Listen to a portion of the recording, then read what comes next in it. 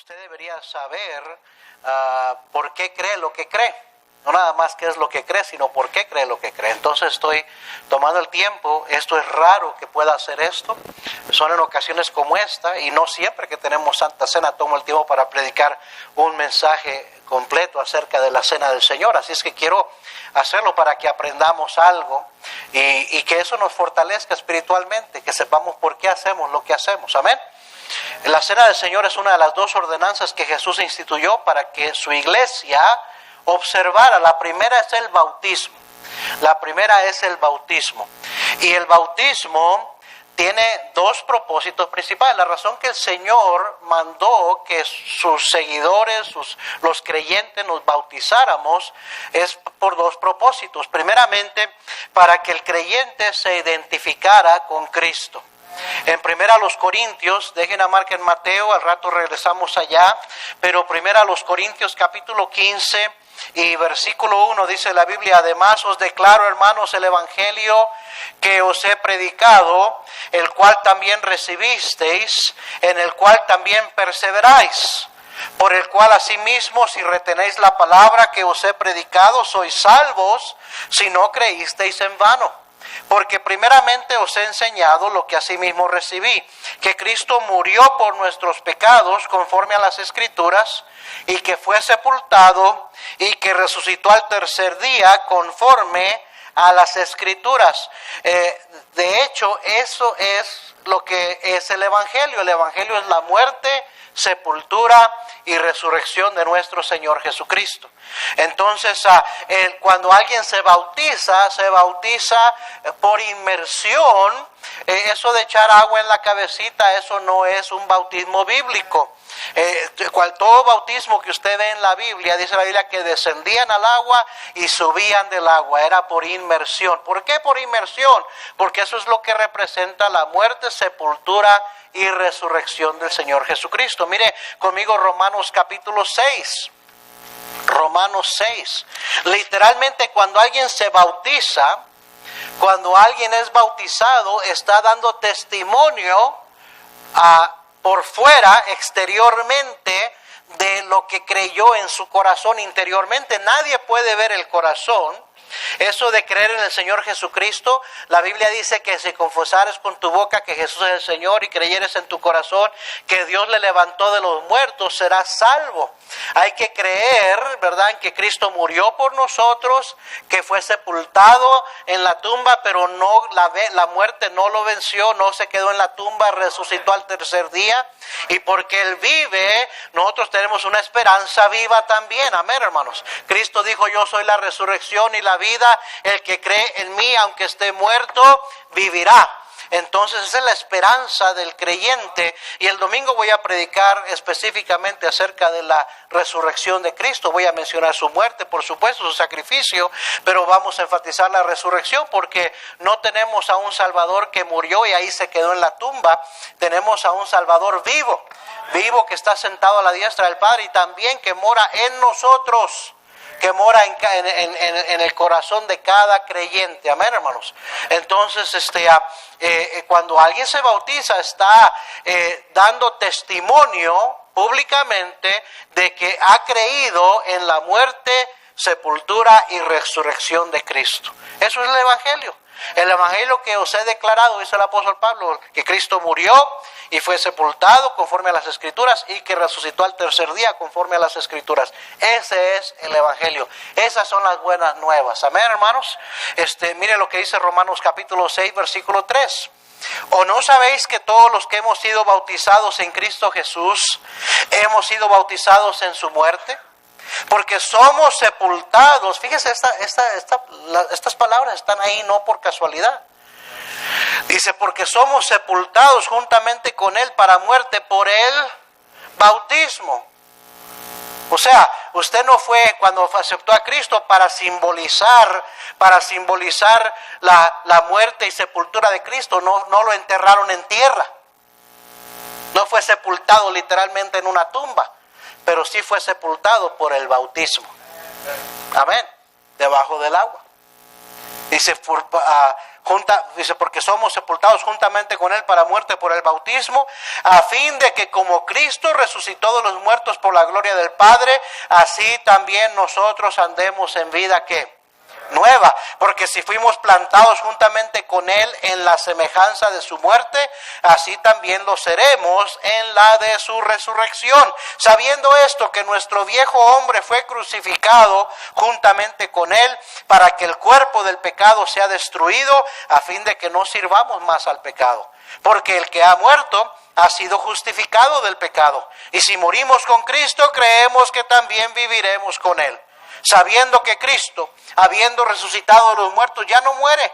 La muerte no se enseñorea más de Él, porque en cuanto murió al pecado, murió una vez para todas, mas en cuanto vive, para Dios vive. Así también vosotros consideraos muertos al pecado, pero vivos para Dios en Cristo Jesús, Señor nuestro. Por eso cuando alguien es bautizado, ¿verdad? Se dice sepultado en la semejanza de su muerte y levantado en semejanza de su resurrección.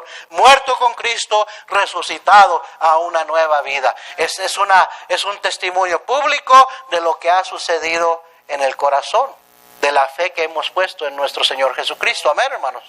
Entonces, alguien dijo esto: cuando alguien cree en el Señor Jesucristo, cuando alguien acepta a Cristo como su Salvador y cree en Él, le está entregando su alma. Le está entregando su alma. Pero cuando alguien se bautiza, le está entregando su voluntad. Esa es la diferencia. Cuando aceptamos a Cristo, le estamos diciendo: Señor, ¿verdad? Yo pongo mi confianza en ti, toma mi alma, sálvame, Señor. Perdóname mis pecados, me arrepiento, entra a mi corazón y sálvame. Mi alma está en tus manos, Señor. Llévame al cielo que el día que yo muera. Eso es poner la fe en Cristo. Y para ser salvo, lo único que hay que hacer es creer. El bautismo no salva a nadie, pero cuando alguien se bautiza, ya no le está entregando su alma otra vez a Cristo. Ya lo hizo el momento que puso su fe en Cristo. Lo que le está entregando es su voluntad. Porque el bautismo es el primer paso de obediencia para el creyente. Quiere decir que hay muchos que creen, y sí hay muchos que creen y no se bautizan. Son salvos, si creyeron de todo corazón, son salvos. Pero al bautizarse están diciéndole al Señor: Señor, estoy dispuesto a obedecerte. Estoy dispuesto a hacer tu voluntad. Estoy dispuesto a seguirte. Ahora, algunos de ustedes aquí que no se han bautizado ya saben por dónde voy, ¿verdad? Yo no dudo de su salvación. Yo no dudo de su sinceridad. Si usted dice que aceptó a Cristo, ¿verdad? Yo le creo. Yo no veo su corazón, Dios sí lo ve. Pero mientras usted no se bautice, usted es un cristiano desobediente. Usted está diciendo: sí creo en Cristo, pero todavía no quiero obedecerle. No estoy dispuesto a identificarme con Él.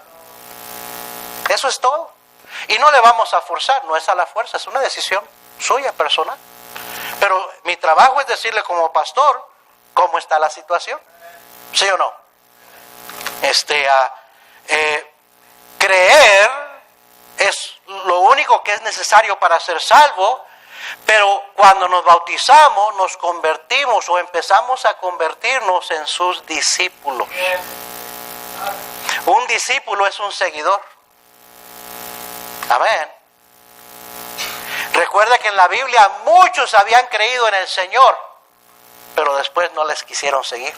Se apartaron y ya no les seguían. Hay muchos creyentes, pero no hay tantos seguidores. El seguidor es alguien que dice: Señor, te voy a obedecer, voy a hacer tu voluntad.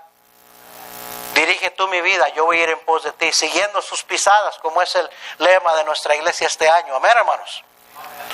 Ahora, entonces, el bautismo tiene dos propósitos principales. Primero, para que el creyente se identificara con Cristo. Y segundo, porque solo confesando a Cristo y bautizándose, puede alguien llegar a ser miembro de la iglesia de Cristo.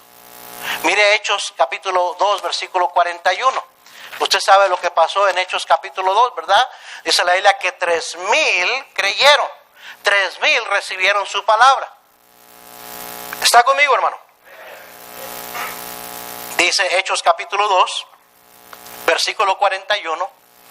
Así que Los que recibieron su palabra, o sea, los que creyeron, los que recibieron su palabra, los que recibieron a Cristo, fueron ¿qué? Bautizados. ¿Y qué es lo que sigue después? ¿Y qué? Y se añadieron aquel día como 3,000 personas. ¿Se añadieron a qué? A la iglesia. La iglesia no es un club social. La iglesia es la casa del Dios viviente, dice la Biblia. ¿Sí o no? Se bautizaron, creyeron, se bautizaron, y porque se bautizaron fueron añadidos a la iglesia. Entonces el bautismo, oiga bien, es para poder hacernos miembros de la iglesia. Esto era con el fin, o es con el fin, de mantener a la iglesia lo más pura posible, de tener miembros inconversos, incrédulos. ¿Me está siguiendo? No podemos aceptar a alguien que se haga miembro de la iglesia, al menos que sepamos que haya hecho una profesión pública, que haya confesado a Cristo públicamente, que diga, sí, yo creo en el Señor Jesucristo, Él es mi Salvador, y que se bautice identificándose con Cristo. Entonces ya puede formar parte de la iglesia, porque si no, entonces hubiera gente en la iglesia que quizás no serían salvos, no fueran salvos. Ahora, hay gente que quizás pasa al frente y se bautiza que no son salvos, posiblemente sí. Nosotros no conocemos el corazón, pero esa cosa de hacer una profesión pública de fe y bautizarse son pruebas visibles para que la iglesia vea, este creyó en Cristo y se está identificando con Cristo, entonces puede llegar a serse miembro de la iglesia local. ¿Sí me está siguiendo, hermano? Entonces el propósito del bautismo, la primera ordenanza que instituyó el Señor. La segunda ordenanza fue la Santa Cena, la Cena del Señor. Ahora, la Cena del Señor tiene 3 propósitos principales.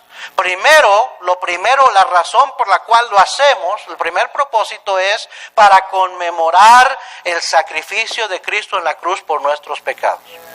Cristo dijo, haced esto en memoria de mí.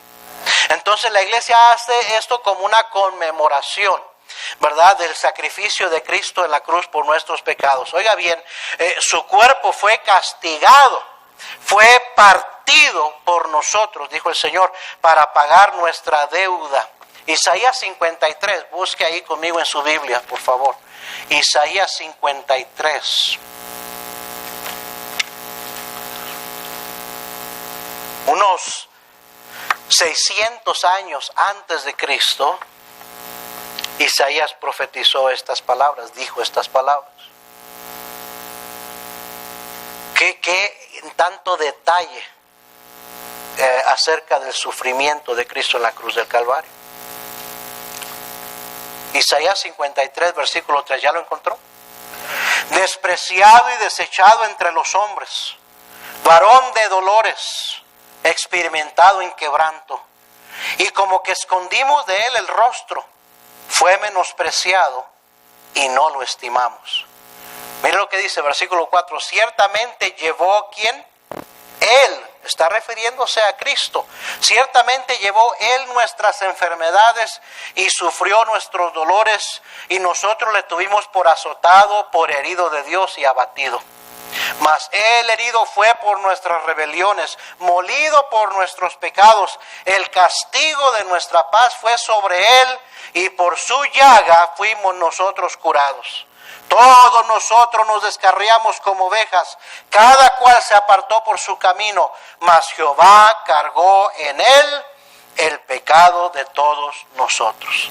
Por eso dice Primera de Pedro capítulo 2 versículo 24, el apóstol Pedro diciendo aquí claramente, dice, quien llevó él mismo nuestros pecados en su cuerpo sobre el madero, sobre la cruz, para que nosotros, estando muertos a los pecados, vivamos a la justicia, y por cuya herida fuisteis sanados. La Biblia dice que la paga del pecado es muerte. Y Cristo, oiga bien, fue el único hombre, el Dios que se hizo hombre suficientemente justo para poder pagar el precio del pecado, no sus pecados, porque Él fue sin pecado, los pecados de toda la humanidad. Filipenses capítulo 2 y versículo 6, dice la palabra de Dios, Dice, el cual siendo en forma de Dios, no estimó el ser igual a Dios como cosa que aferrarse, sino que se despojó a sí mismo, tomando forma de siervo, hecho semejante a los hombres, y estando en la condición de hombre, se humilló a sí mismo, haciéndose obediente hasta la muerte y muerte de cruz. Amén. Su cuerpo fue castigado por nosotros para pagar nuestra deuda del pecado.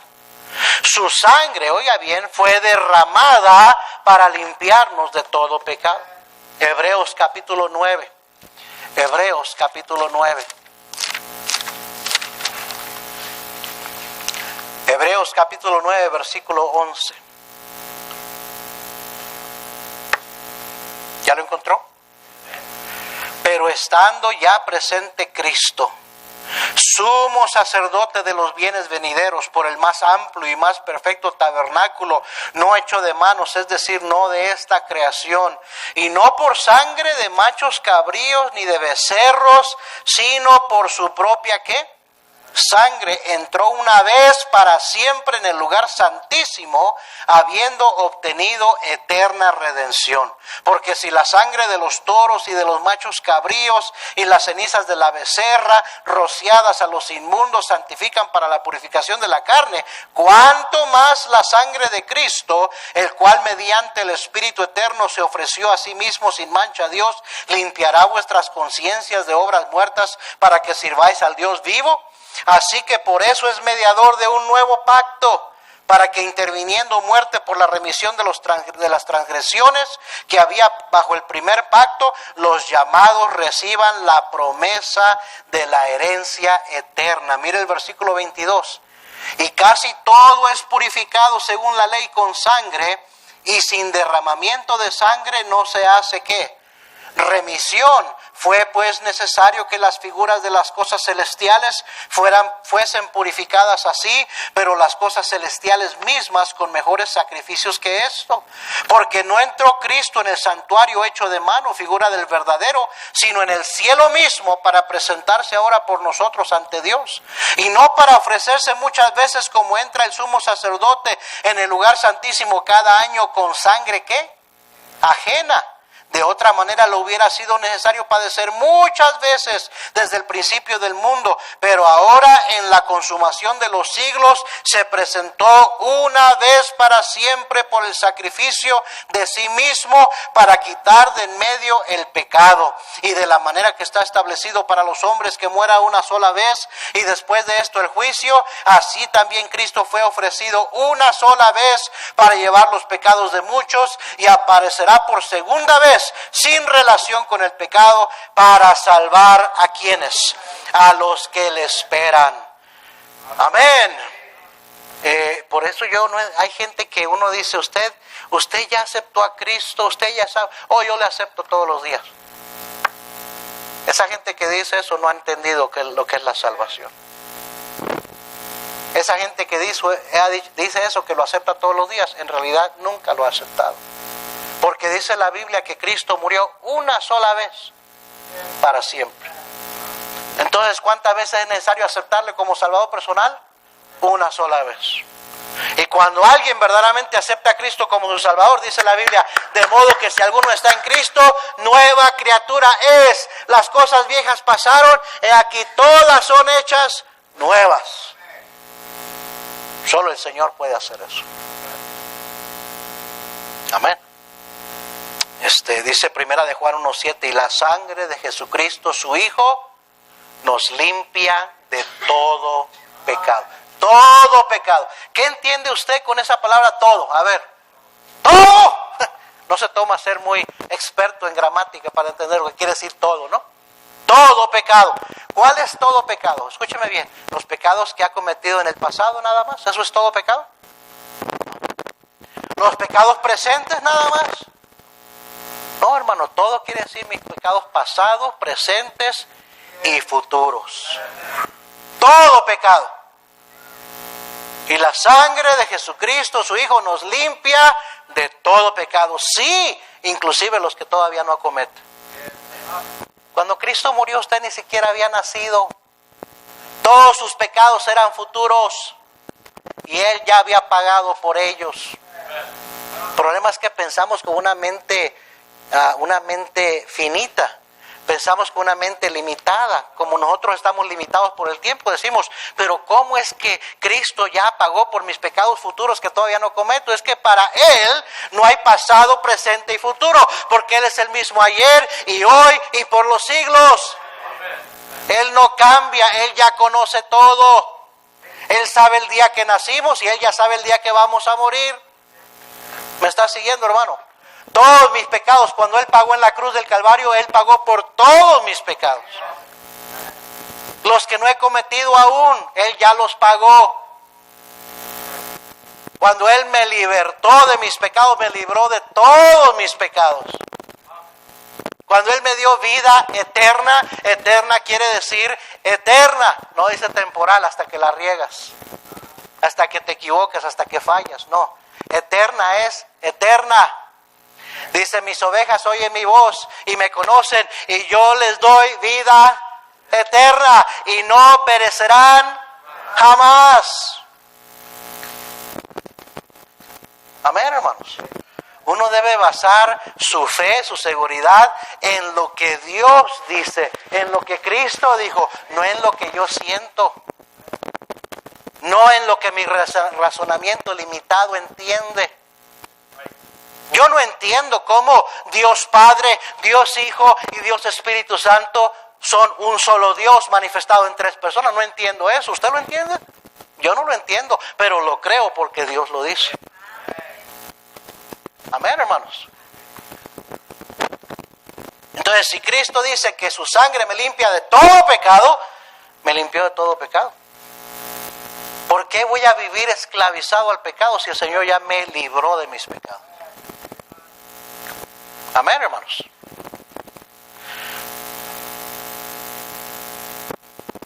Lucas capítulo 22, versículo 19 al 20. No tiene que buscarlo, si quiere buscarlo está bien, pero dice, y tomó el pan y dio gracias y lo partió y les dio diciendo, este es mi cuerpo que por vosotros es dado. Haced esto en memoria de mí. De igual manera, después que hubo cenado, tomó la copa diciendo, esta copa es el nuevo pacto en mi sangre, que por vosotros se derrama. Fíjese cómo estaba diciendo, cómo estaba hablando con sus discípulos. Estaba dándoles a beber el jugo, el fruto de la vid, el jugo de la uva. No era vino fermentado. Y estaba comiendo el pan, partiendo el pan, y dice, este pan representa mi cuerpo que por vosotros es partido. Y esta copa representa mi sangre que por vosotros es derramada. Amén, hermanos. Entonces, el primer propósito de la Cena del Señor es conmemorar, un memorial, conmemorar el sacrificio de Cristo en la cruz del Calvario, su sangre derramada para limpiarnos de nuestros pecados. Segundo, ¿para qué observamos la Santa Cena? Para anunciar la muerte del Señor hasta que Él venga, dice la Biblia. En 1 Corintios 11:26 dijo Cristo, así pues, todas las veces que comiereis este pan y bebiereis esta copa, la muerte del Señor anunciáis hasta que Él venga. El apóstol Pablo dijo esas palabras a los corintios cuando se estaba instituyendo, o sea, recordando cuando el Señor instituyó la cena. Todas las veces que comieres este pan y bebieres esta copa, la muerte del Señor anunciáis hasta que Él venga. Esta cena es un recordatorio, oiga bien, es un recordatorio del por qué nos dejó el Señor a usted y a mí aquí en este mundo. ¿Por qué? Primera de Pedro 2:9 dice, para que anunciéis las virtudes de aquel que os llamó de las tinieblas a su luz admirable. Para anunciar la muerte de Cristo, para recordarnos que debemos estar testificándole a este mundo perdido. Cristo vino a buscar y a salvar lo que se había perdido. Usted y yo, antes de creer, estábamos perdidos rumbo al infierno. Pero Cristo tuvo misericordia de nosotros, nos salvó y ahora debemos de anunciar sus virtudes a este mundo que está en tinieblas.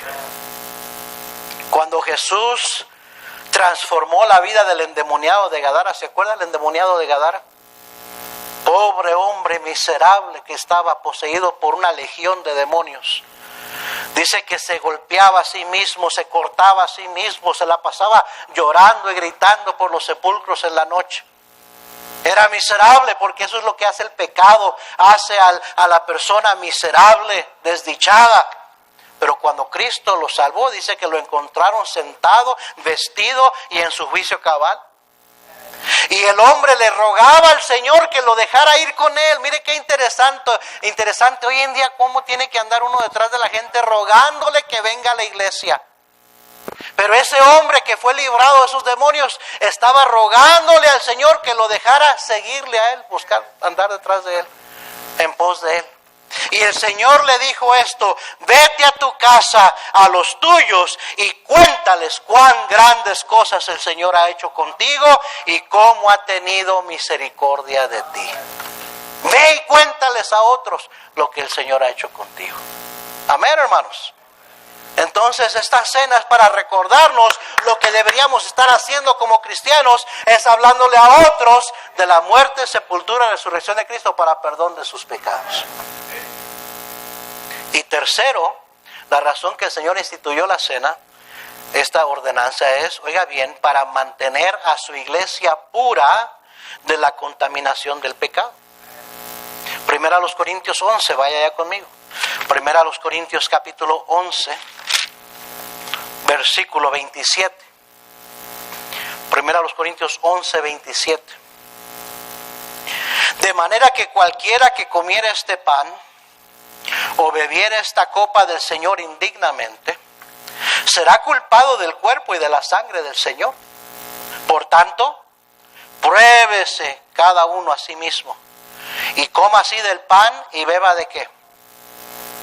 Porque el que come y bebe indignamente, sin discernir el cuerpo del Señor, juicio come y bebe para sí.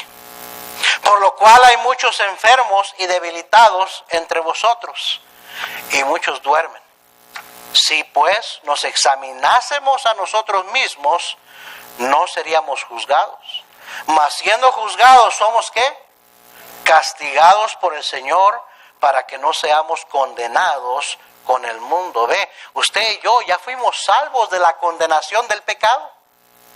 Usted y yo ya no vamos a ir al infierno porque Cristo nos perdonó, nos limpió nuestros pecados.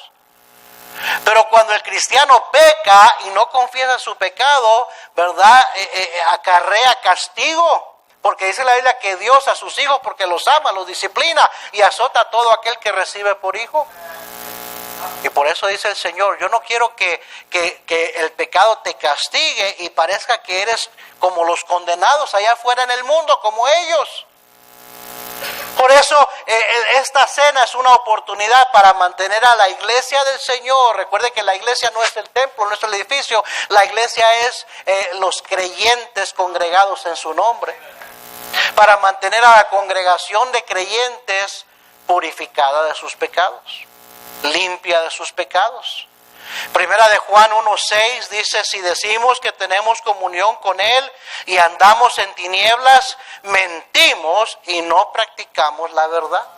En el versículo 8 dice: si decimos que no tenemos pecado, nos engañamos a nosotros mismos y la verdad no está en nosotros. Pero el versículo 9 dice: si confesamos nuestros pecados, Él es fiel y justo para perdonar nuestros pecados y limpiarnos de toda maldad. Amén, hermanos. Esta es una manera, míreme aquí, es una manera de que la iglesia pueda mantenerse en comunión con su Señor, con su Salvador. Por eso es importante, por eso se llama también comunión. La Santa Cena se llama la comunión. Porque es para mantenernos en comunión. Cuando el cristiano peca, no pierde su salvación. Pero sabe que si pierde la comunión con su Dios. Pierde la comunión con el Señor. Porque el pecado siempre nos separa del Señor, siempre nos separa de Dios. No podemos perder la salvación porque la salvación Cristo la pagó de una vez por siempre en la cruz del Calvario, pero sí podemos perder la comunión. Y cuando perdemos la comunión con el Señor, perdemos su bendición, perdemos sus oraciones contestadas. Es más, dice la Biblia que Él no puede escuchar nuestras oraciones cuando hay pecado que está haciendo división entre nosotros y Él. El pecado es un estorbo que tiene que quitarse de en medio. Y lo que el Señor dijo que necesitábamos hacer era confesar nuestros pecados. Para que entonces Él pueda limpiarnos de toda maldad y podamos renovar esa comunión con el Señor. Amén, hermanos. 1 Corintios capítulo 5, versículo 6. Vaya para allá, por favor. 1 Corintios 5, 6.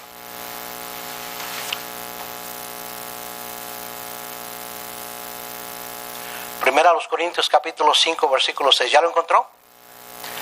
No es buena vuestra jactancia. ¿No sabéis que un poco de levadura leuda qué? Toda la masa. Limpiaos pues de la vieja levadura, para que seáis nueva masa sin levadura como sois. Porque nuestra Pascua, que es Cristo, ya fue sacrificada por nosotros.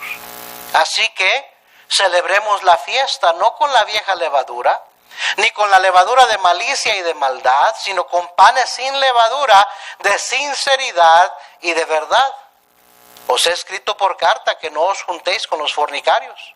No absolutamente con los fornicarios de este mundo, o con los avaros, o con los ladrones, o con los idólatras, pues en tal caso os sería necesario salir del mundo. Más bien os escribí que no os juntéis, que no os, ¿qué dice? Juntéis con ninguno que llamándose hermano fuere fornicario, o avaro, o idólatra, o maldiciente, o borracho, o ladrón, con el tal ni aun que comáis. Porque ¿qué razón tendría yo para juzgar a los que están fuera? ¿No juzgáis vosotros a los que están ¿dónde? ¿A los que están ¿dónde? Dentro. Pedro dijo allá en la primera epístola de Pedro, es necesario que el juicio de Dios comience con los de la casa. Los de casa primero, los de la familia primero. Aquí está diciendo el apóstol, dice, ¿qué vamos a andar juzgando a los que andan afuera, que no son cristianos? Ellos viven en pecado, no saben, no conocen la palabra de Dios, son ignorantes. No les vamos a andar diciendo a ellos que andan mal. Eso es para los que están dentro. Los que estamos dentro sí sabemos lo que está bien, lo que está mal, lo que agrada a Dios, no agrada a Dios. Dice la Biblia que el que sabe hacer lo bueno y no lo hace, le es pecado. Y aquí está diciendo el apóstol eso, no juzgáis vosotros a los que están dentro, porque a los que están fuera Dios juzgará. Quitad pues a ese perverso de entre vosotros. Ahí en esa situación estaba un hermano cometiendo fornicación con la mujer de su padre. Y la iglesia estaba bien quitada de la pena. Sabían lo que estaba haciendo ese muchacho, ese hombre, y no le decían nada. Y por eso le dice Pablo, ¿no es buena vuestra jactancia? ¿No sabéis que un poco de levadura leuda toda la masa? Un poquito de pecado afecta a toda la iglesia. Y entonces la cena del Señor tiene como propósito, oiga bien, limpiar a su iglesia. Que cada vez que hagamos esto sea una oportunidad para arreglar cuentas con el Señor, porque Jesucristo quiere que su iglesia se mantenga pura. Amén, hermanos. ¿Sí está conmigo? Entonces el propósito de la cena del Señor era primeramente conmemorar el sacrificio de Cristo en la cruz por nuestros pecados. Segundo, para anunciar al mundo de la muerte, sepultura y resurrección de Cristo. Para recordarnos que debemos estar anunciando la muerte del Señor hasta que Él venga. Y para mantener a su iglesia limpia, pura, confesando pecados, arreglando cuentas con el Señor. Ahora, yo creo que todos los días deberíamos de hacer eso. Yo creo que cada servicio, cuando se hace la invitación, deberíamos arreglar lo que no está bien con Dios. Pero especialmente cuando nos reunimos a la cena del Señor, hay una advertencia de castigo bien clarita que está ahí. Y dice el Señor, el que come y bebe indignamente de la cena del Señor, juicio come y bebe para sí. Dice, y como no te examinaste a ti mismo y nada más comiste, vas a ser castigado. Y ahí dice el apóstol, por lo cual hay muchos debilitados entre vosotros, otros enfermos, y otros, dice, hasta que duermen. Estaba hablando de que hermanos habían muerto por tomar ligeramente la cena del Señor. Esa es la advertencia. Esa es la advertencia del Señor. No te atrevas a comer de la cena del Señor, a participar de la cena del Señor indignamente. Ahora, déjenme decirle, hermanos, ¿quiénes somos dignos de participar de lo que representa el cuerpo y la sangre de Cristo en la cruz por nuestros pecados? Nadie somos dignos. Y quiero decir esto porque no quiero que se vaya al otro extremo, porque hay gente que dice, prefiero abstenerme porque no quiero participar indignamente. ¿Sabe el problema con eso? ¿Sabe lo que está diciendo esa gente? No quiero arrepentirme, no quiero confesar mi pecado. Eso es lo que está diciendo. Porque el Señor nos da la solución. Dice, si confesamos nuestros pecados, Él es fiel y justo para perdonar nuestros pecados y limpiarnos de toda maldad. Ahí es que si usted está aquí y es cristiano y es bautizado y es miembro y usted no participa, puede, dice, anda con que es que no ando bien con el Señor, lo que está diciendo, no me quiero arrepentir. Prefiero mi pecado a estar en comunión con el Señor. Amén. No hay pecado por más malo que sea, que el Señor no está dispuesto a perdonarle si usted se arrepiente y lo confiesa de todo corazón.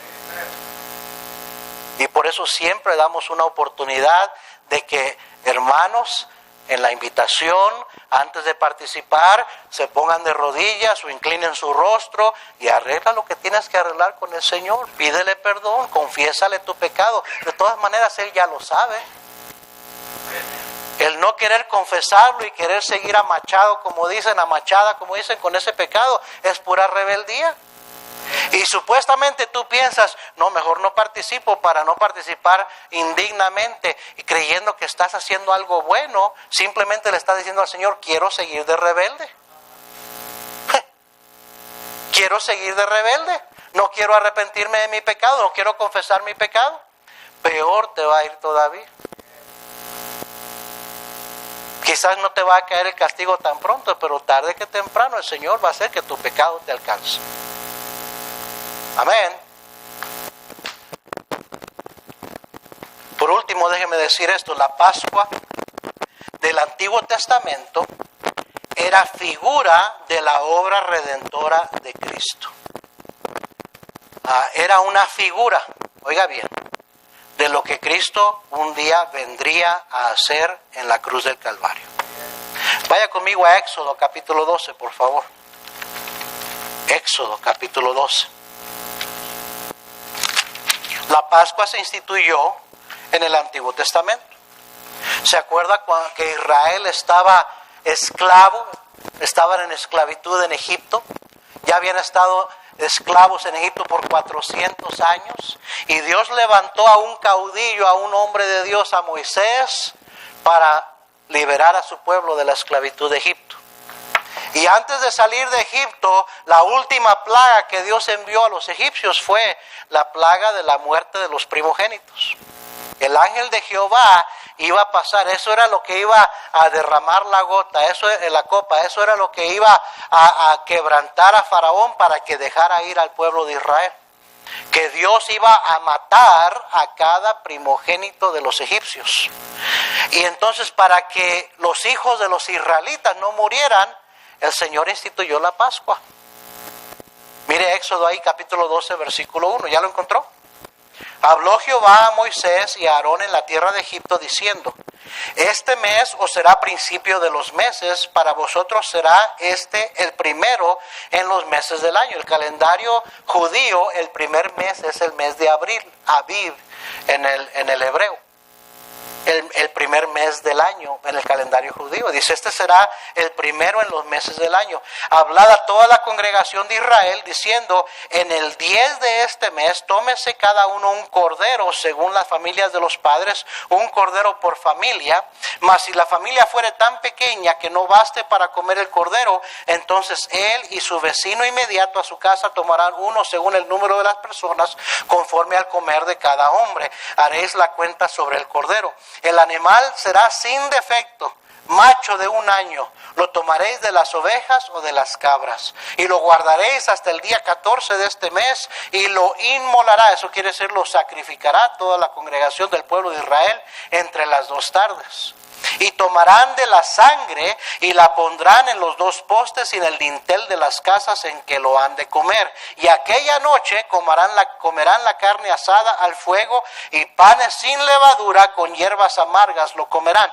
Ninguna cosa comeréis de él cruda, ni cocida en agua, sino asada al fuego, su cabeza con sus pies y sus entrañas. Ninguna cosa dejaréis de él hasta la mañana, y lo que quedare hasta la mañana lo quemaréis en el fuego. Y lo comeréis así, ceñidos vuestros lomos, vuestro calzado en vuestros pies, y vuestro bordón en vuestra mano, y lo comeréis apresuradamente. Es la ¿qué? Pascua de Jehová. Pues yo pasaré aquella noche. Eso es lo que significa Pascua. Pascua significa pasar por encima o pasar por alto. Eso quiere decir Pascua. Pasar, Passover. Pasar por encima, pasar por alto. ¿Sí me está siguiendo?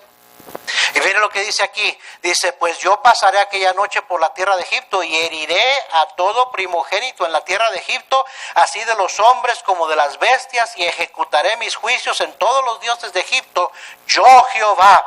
Y la sangre, mire bien, y la sangre os será por señal en las casas donde vosotros estéis. Y veré la ¿qué dice? La sangre, y pasaré de vosotros, y no habrá en vosotros plaga de mortandad cuando hiera la tierra de Egipto. Y este día os será en memoria, y lo celebraréis como fiesta solemne para Jehová durante vuestras generaciones, por estatuto perpetuo lo celebraréis. Esta era una fiesta para el judío, una observación para el judío, la Pascua de Jehová, pero era simbólica. ¿Me está siguiendo? Y aquí, y continúa diciendo, ¿verdad? Dice el versículo 21, y Moisés convocó a todos los ancianos de Israel y les dijo, sacad y tomaos corderos por vuestras familias y sacrificad la Pascua, y tomad un manojo de hisopo y mojadlo en la sangre que estará en un lebrillo, y untad el dintel y los 2 postes con la sangre que estará en el lebrillo, y ninguno de vosotros salga de las puertas de su casa hasta la mañana, porque Jehová pasará hiriendo a los egipcios, y cuando vea la ¿qué? La sangre en el dintel y en los 2 postes, pasará Jehová aquella puerta y no dejará entrar al heridor en vuestras casas para herir. Fíjese nada más, qué perfecto retrato era. ¿Me está siguiendo, hermano? En Juan capítulo 1, versículo 29, rápidamente, vaya ahí por favor, Juan 1, 29. Juan en el Nuevo Testamento, capítulo 1, versículo 29.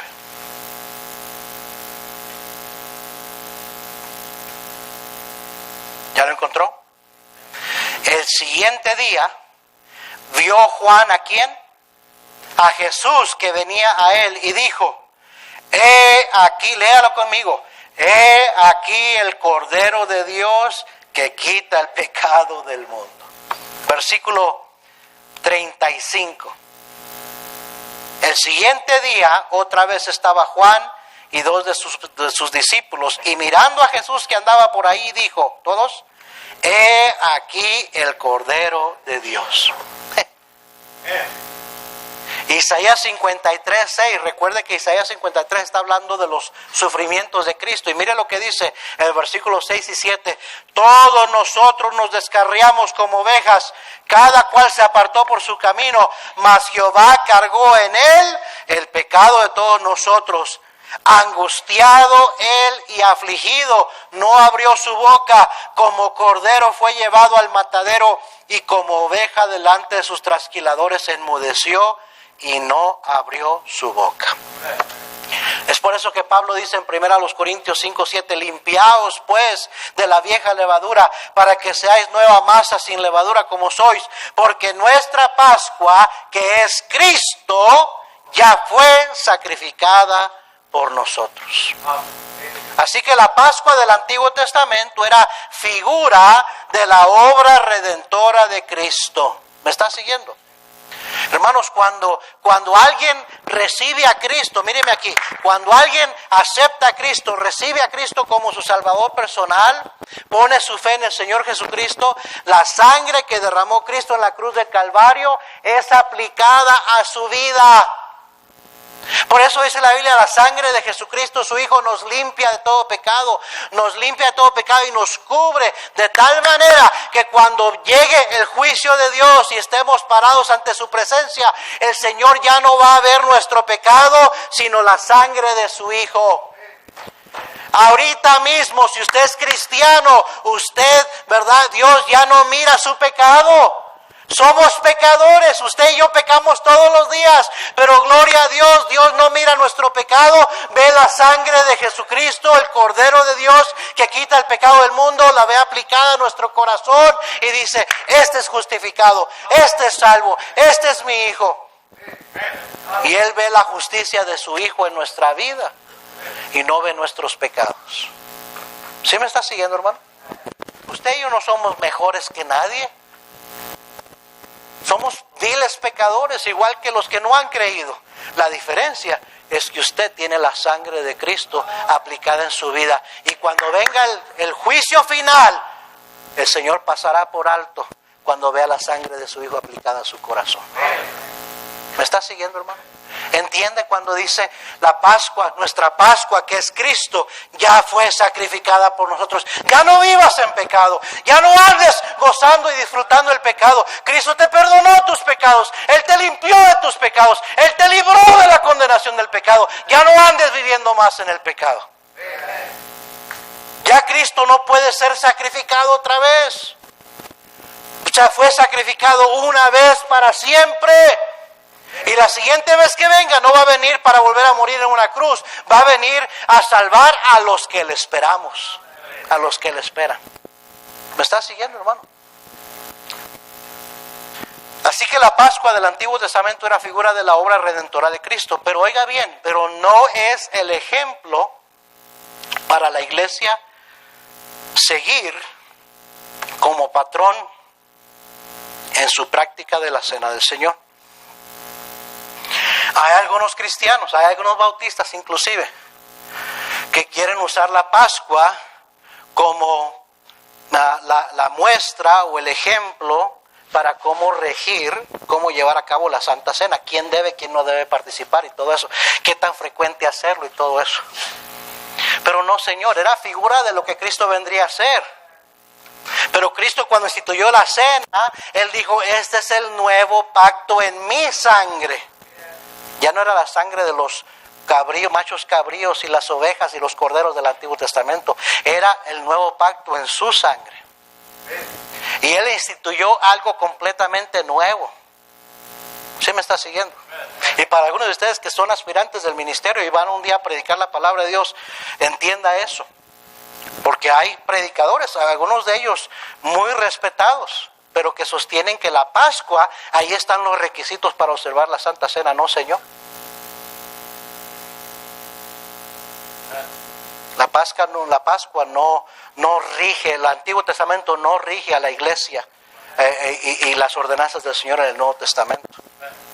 Simboliza, aquello era figura de lo que habría de venir, pero con Cristo se cumplió la ley. ¿Me está siguiendo? Los únicos requisitos para participar de la Cena del Señor son, número 1, ser un creyente en Jesús, ser salvo. Es el primer requisito. Si alguien quiere participar esta noche de la Santa Cena, primeramente debe ser un creyente en Jesús, debe tener su fe puesta en Jesucristo, debe ser salvo, debe haber hecho profesión pública de su fe. Cristo dijo, todo aquel que me confiese delante de los hombres, yo le confesaré delante de mi Padre que está en los cielos. Y todo aquel que me negare, que me niegue delante de los hombres, yo también le negaré delante de mi Padre que está en los cielos. Es que eso de hacer profesión pública de fe, de no avergonzarse de Cristo, decir yo he creído, de pasar al frente, no es idea de la Iglesia Bautista, fue idea del Señor Jesucristo, es un requisito que Él puso. Amén. Segundo, para participar de la cena del Señor, debe ser bautizado por inmersión, en el nombre del Padre y del Hijo y del Espíritu Santo, así como Jesús lo indicó en Mateo 28:19 antes de irse con el Señor, antes de irse al cielo. Dijo, id y haced discípulos a todas las naciones, bautizándolos en el nombre del Padre y del Hijo y del Espíritu Santo. Amén. Hay iglesias que solo bautizan en el nombre de Jesús.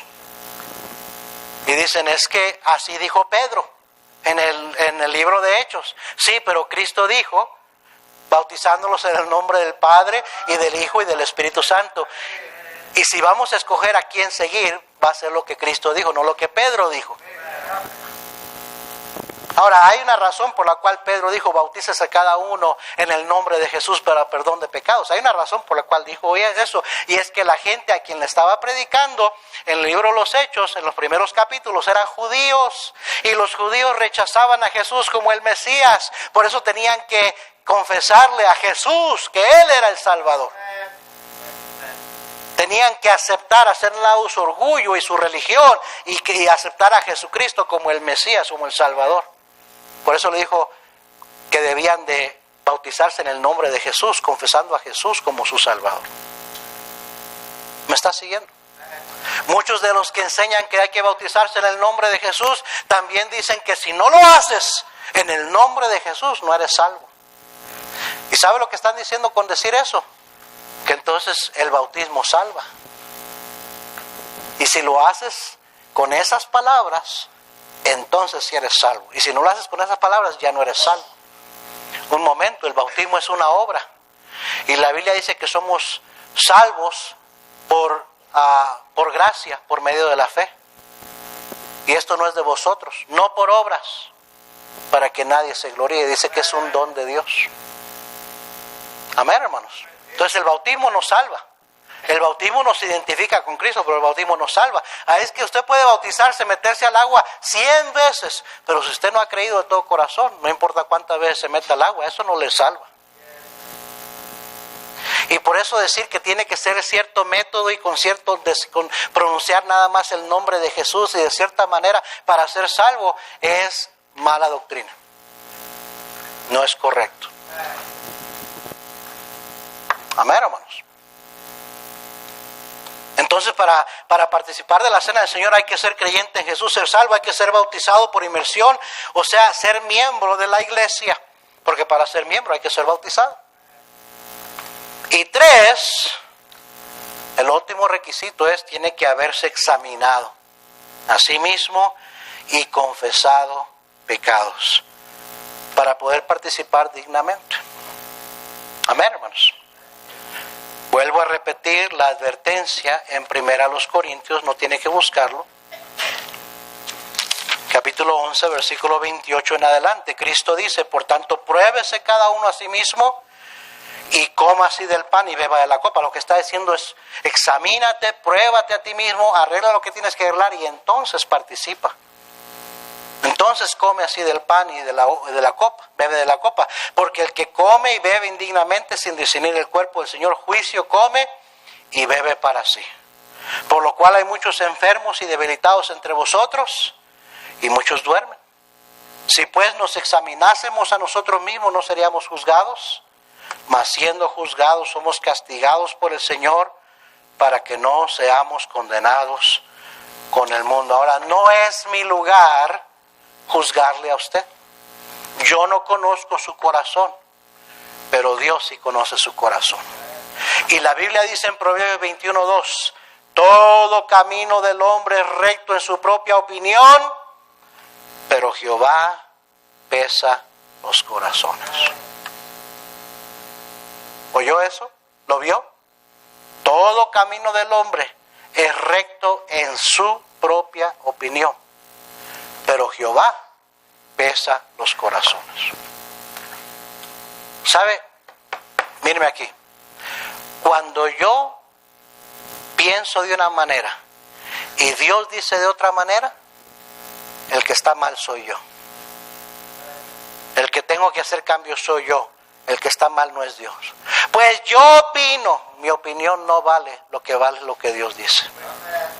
Pues yo no creo que ando mal. No está en lo que tú crees, está en lo que Dios dice. Y dice la Biblia, si decimos que no tenemos pecado, nos engañamos a nosotros mismos. Y la verdad no está en nosotros. ¿Qué hay en su vida que necesita confesar? Piense lo que acabo de decir, piense los versículos que acabamos de leer y piense la pregunta que le voy a hacer. ¿Qué hay en su vida que necesita confesar ahorita mismo antes de participar de la cena del Señor? Todo camino del hombre es recto en su propia opinión, pero Jehová pesa los corazones. ¿Qué hay que arreglar, hermano, hermana? Para eso se hace el altar. Para eso está el altar. Para eso se hace la invitación. Para arreglar cuentas con el Señor. Para confesar pecados. Para dejar a los pies del Señor cualquier cosa que nos está haciendo división entre nosotros y Dios. Si usted se queda ahí en su lugar y dice, yo no necesito arreglar nada, es su decisión. Yo no le voy a forzar a venir aquí al frente. Pero recuerde lo que dice, todo camino del hombre es recto en su propia opinión. Pero Jehová pesa los corazones. ¿Cómo estás esta noche, cristiano? Le puedo garantizar, estar seguro que esta noche hay mentiras, hay soberbia, hay rencor, amarguras, avaricia, idolatría, desobediencias. Hay un montón de pecados aquí. El problema es que nos vemos y decimos, yo no estoy mal. Y nos engañamos a nosotros mismos. Y luego va a pasar el pan y la copa y usted va a juzgar que usted está bien, no arregló nada con el Señor y va a participar, dice la Biblia, juicio estás comiendo y bebiendo para ti mismo. Esto no es un juego. ¿Qué hay que arreglar en su vida, joven? Dices que ya eres salvo, dices que ya sabes lo que estás haciendo. ¿Ya te bautizaste? Algunos jovencitos dicen, yo ya puedo participar porque ya acepté a Cristo, me bauticé. Sí, pero ¿cómo estás esta noche? ¿Cómo está tu corazón? ¿Qué hay que arreglar en tu vida con el Señor? El piano va a empezar a tocar. Le voy a pedir que cierre sus ojos e incline su rostro.